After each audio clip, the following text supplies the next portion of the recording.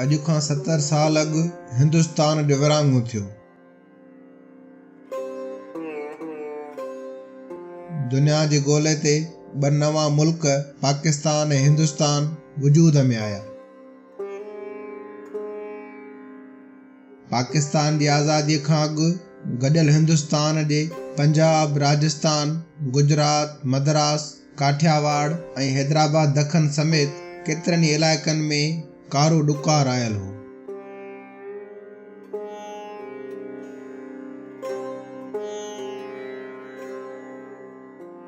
उन वक़्तु सिंध उन्हनि इलाइक़नि में मुतासिर लखे माण्हुनि ऐं जानवरनि लाइ कणिक, चांवर ऐं बुह इमदाद तौरु रवानो कयो।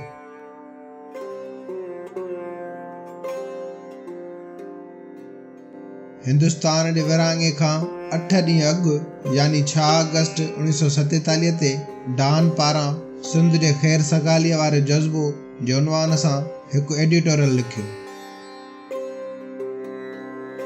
डॉन पंहिंजे एडिटोरियल सिंध जेस्चर में सिंध जे अहिड़े जज़्बे जी तारीफ़ कई हुई। तोड़े जो उन वक़्तु सिंध बि अंग्रेज़नि जी ग़ुलामीअ हेठि हुई, पर तंहिं बावजूद बि सिंध जी ख़ुशहालीअ जी हाक ॾेहां ॾेह मशहूर हुई। ॿिया सूबा सिंध जे इमदाद ते पलजंदा हुआ। ओचितो सिंध जी ख़ुशहालीअ खे को नांग सरापे वियो।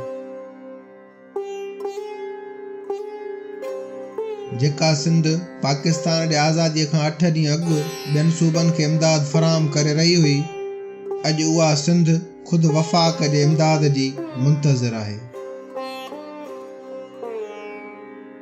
अॼु आज़ादीअ जे 70 सालनि बाद छा असां सिंधी उहो सवाल करण जो हक़ रखूं था त असांजी ख़ुशहाल मादरे वतन जी बर्बादीअ जो ज़िम्मेवार केरु आहे?